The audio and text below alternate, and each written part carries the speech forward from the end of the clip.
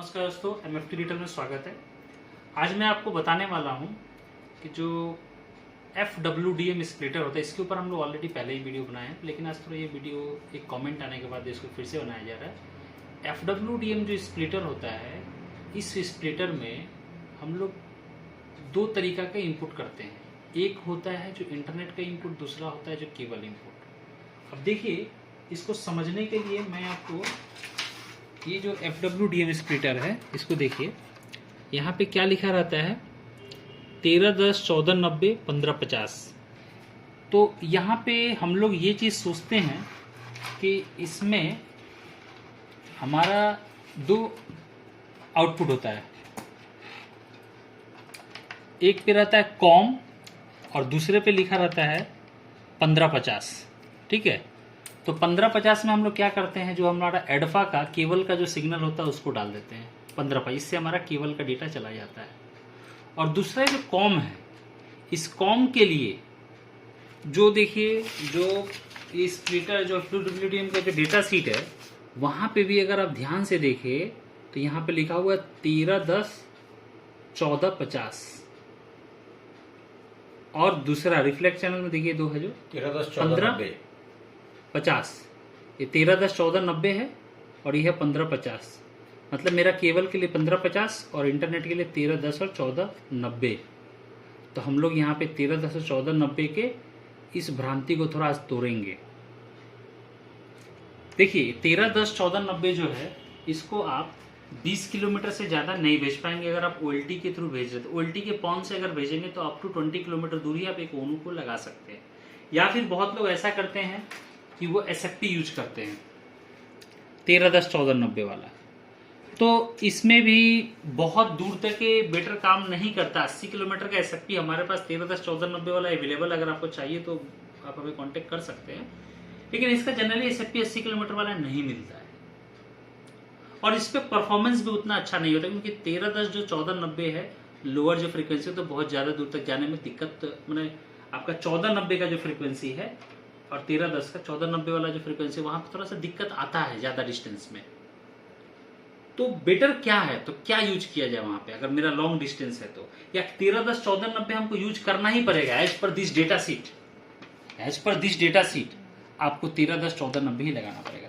लेकिन देखिए, आज हम लोग प्रैक्टिकली आपको बताएंगे कि जो हमारा, देखिए मैंने सेटअप कैसे किया है। यहाँ पे सेटअप है मेरा, ये सिंगल कोर का फाइबर है, मेरा ये सिंगल कोर का फाइबर है, मैंने रेंट पे लिया है, या मेरे पास अंडरग्राउंड फाइबर है, एक ही कोर मेरे पास है, बहुत ही कॉस्टली है। ये मान लीजिए मेरा 50 किलोमीटर का फाइबर है। अब मेरे को केबल भी भेजना है, जब 50 से इसको 30 या 50 किलोमीटर में बनाते हैं।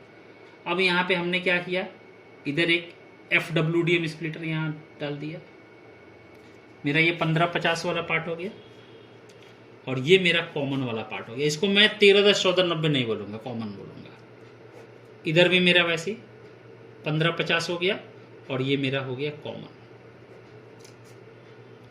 देखो दोस्तों, ध्यान से सुनो, ये आप याद रखिए कि इसमें आप 15, 50 छोड़ के जो भी फ्रीक्वेंसी पास कराना चाहते हैं पास कर जाएगा। इसको छोड़ के सभी कुछ पास करेगा। यहां पे एक फिल्टर जो FWDM है, इसमें एक फिल्टर लगा हुआ है जो इधर में सिर्फ 15, 50 को निकालता है। यहाँ पे जैसे मान लीजिए इधर से जो भी कुछ आ रहा है, अगर 15, 50 होगा तो उसको इधर भेज देगा और जो बचा कुछ है सबको इधर भेज देगा। इधर भी सेम, इधर में कुछ भी, यहाँ पे FWDM स्प्लिटर लगा हुआ है, इधर में 15, 50, इधर में उसका बचा कुचा सभी कुछ आएगा। सिर्फ 13, 10 और 14, 90 ऐसा नहीं है कि सिर्फ वही आएगा।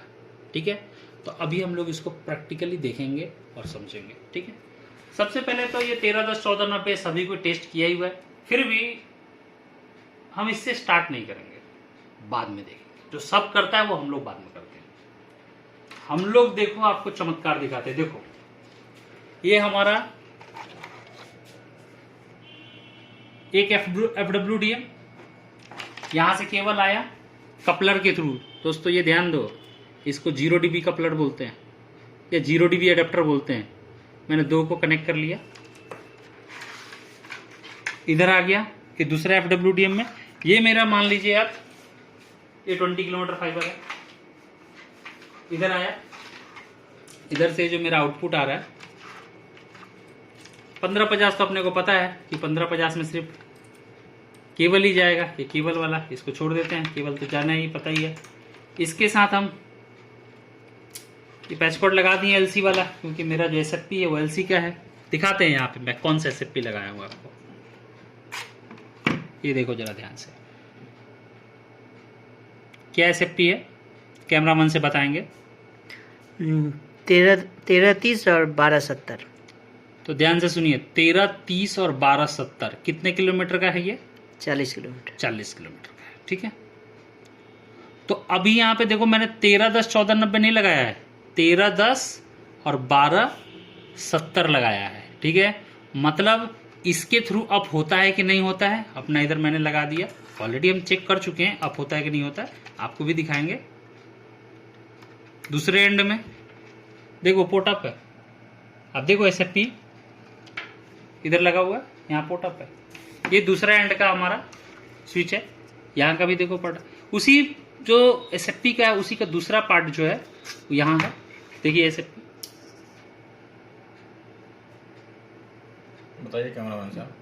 1270 1310 1330। तो अपना उधर में जो हो गया उसका उल्टा रिवर्स है, उधर में 1330 1270 है और इधर हो गया 1270 1330, ठीक है। अच्छा, एसएफपी लगाने का छोटा सा प्रोसेस मैं आपको बता दूं, सभी दोस्तों ध्यान दें, एसएफपी लगाने के लिए कभी भी आपको अगर एसएफपी लगाना है एक स्विच में तो क्या करना होता है, बहुत ध्यान से देखिएगा। कभी भी पैच केबल जो है इसको पहले नहीं लगाते हैं, आपको हमेशा क्या करना है, इसको स्ट्रेट कर लीजिए, नहीं भी करेंगे तो भी चलेगा, लेकिन इसको इस तरह से लगा दीजिए और लगाने के बाद फिर हमें पैच केबल लगाना है। तो ये प्रोसेस है एसएफपी और पैच केबल लगाने का। और देखो इससे भी ज्यादा इंपॉर्टेंट क्या है दोस्तों, ध्यान से आप सुनो कि एसएफपी से पैच केबल खोलने का प्रोसेस क्या है। सबसे पहले एसएफपी को एक स्विच से या राउटर से निकालने का क्या प्रोसेस है।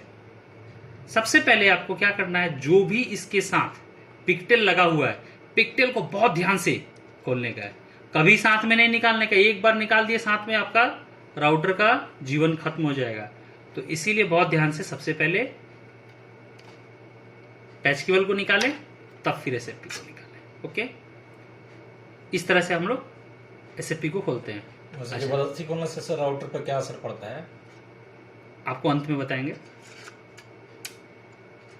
अच्छा, अभी देखिए, अभी हम यहाँ पे लगाते हैं, हमारा देखते हैं पोर्ट अप आया कि नहीं। देखो 2 नंबर पोर्ट में था, 2 नंबर पोर्ट अप आ गया।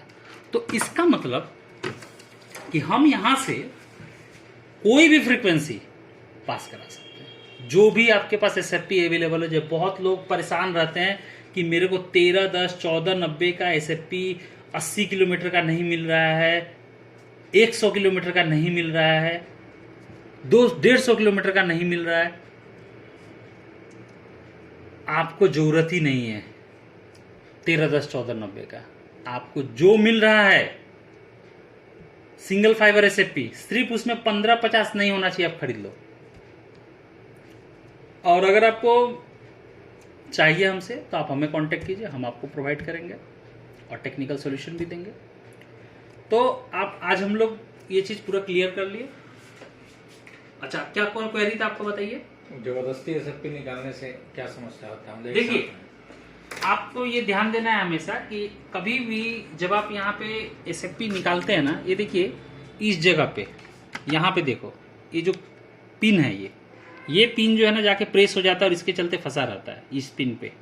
तो जब आप जबरदस्ती निकालोगे ना तो ये यहाँ का सॉकेट आपका टूट जाएगा, ये वाला चीज, ये सॉकेट टूट जाएगा। हाँ, और उसके बाद पोर्ट आपका काम नहीं भी कर सकता है, कर भी सकता है, ये भाग्य पे डिपेंड करता है। तो भाग्य वाला काम ना करे, ज्यादा बेटर होगा। तो थैंक यू दोस्तों, आज हम लोग ये चीज को कवर किया। अगर आपको कोई भी टेक्निकल हेल्प चाहिए, कुछ आपको नया जानना है, आप हमें कांटेक्ट कीजिए, हम आपको डिटेल में बताएंगे। और किसी भी एफटीटीएस से रिलेटेड कोई प्रोडक्ट चाहिए, कोई सोल्यूशन चाहिए, आप हमें कांटेक्ट कीजिए। आप और हमारा कांटेक्ट नंबर जो है 9163603252, हमें आप व्हाट्सएप भी कर सकते हैं। थैंक यू दोस्तों।